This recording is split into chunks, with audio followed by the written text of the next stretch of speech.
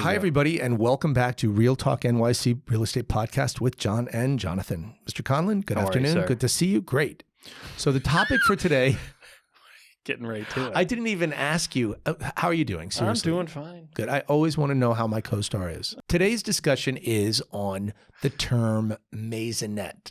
And so why don't you lead us off since I did the intro? So a maisonette, if you look at the dictionary definition of it, a ground floor apartment that has its own entrance, a private entrance off of the street. It's separate from a lobby entrance. These exist on a lot of pre-war buildings where was traditionally a professional space, doctor's offices or dentist, whatever. So perhaps it was originally a professional space and then converted into a residential space. Maybe it was always a residential space. So there's a mixture throughout the city, but generally speaking, they're only typically found in pre-war buildings, these old pre-war buildings. Now, some brokers, as we've talked about before, will use that term maisonette even if there's not that exterior entrance. So it could be an entrance just off the lobby. So sometimes that's, again, utilized a little bit of a gray area there and still call it a maisonette. But generally speaking, you think of it as a ground floor apartment. It doesn't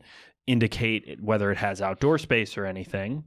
So I would say all garden apartments could be referred to as maisonettes and not vice versa. So much like the garden apartments, there's a list of pros and cons. So you're still talking about a first floor apartment. So you have certain pros, which is, and the biggest pro would be that secondary entrance. If we stick to sort of a dictionary definition of a maisonette, of having that own private entrance. So that gives you the ability to have the privacy of not having to walk past a door person every single time you go in and out of your apartment, and yet have the services. Usually a maisonette will have a secondary entrance from the lobby, probably just a service entrance from the lobby. So you can utilize all of the amenities of the building by going through that service entrance, a gym, a roof deck, whatever. You could have packages delivered through the service entrance, etc. Food deliveries you could have through that. But you could also maintain the privacy of coming and going without somebody, even though I'm sure there's a camera. I'm sure,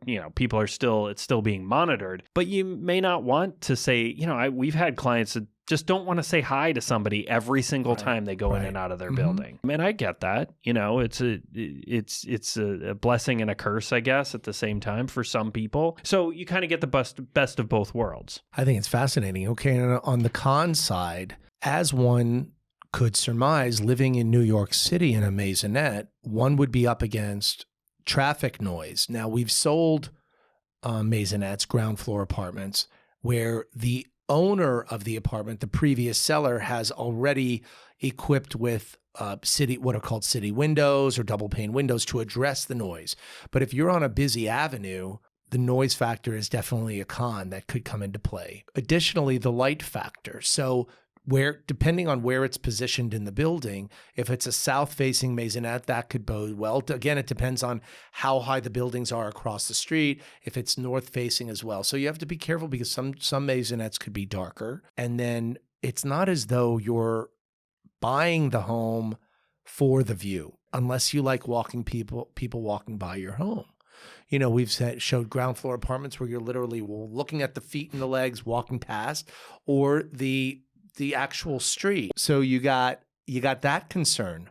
However, there are some incredibly beautiful maisonettes in Manhattan and massive. And they can be very, very big.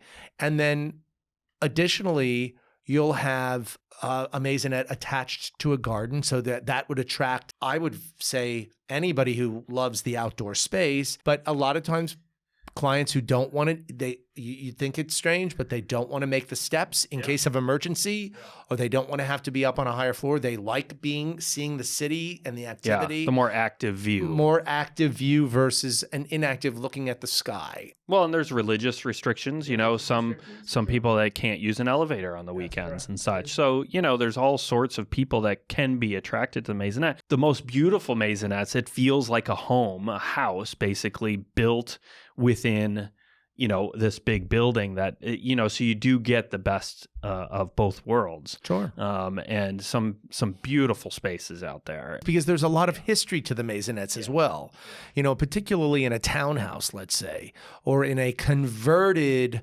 mansion, one of those old big mansions on the Upper East Side. One of them just came to mind that I looked at maybe 6-7 weeks back, where this was the entrance to the home. That was a huge entrance courtyard that could be used by this apartment, even though it was technically the buildings, but it was a beautiful garden. And then we were surmising, was this the entrance to the, was this a greeting room, their living room that had probably 15-foot ceilings, really cool windows. So Anyway, Maisonettes. Thank you so much for being a great part of this podcast. For now, be healthy, safe, and most of all, remain in gratitude. We'll see you next time. Thanks for watching or listening to the Real Talk NYC Real Estate Podcast. If you want to find us online or sign up to get our monthly and quarterly market stats, come on over to our website, GasdaskaConlonTeam.com, or you can find us on all social media with the handle @GasdaskaConlonTeam. If this show was helpful, entertaining, or informative, consider telling friends and family or leaving us a review on Apple Podcasts. Thanks for tuning in. Be sure to subscribe to the podcast so you don't miss our next episode, and we'll see you next time.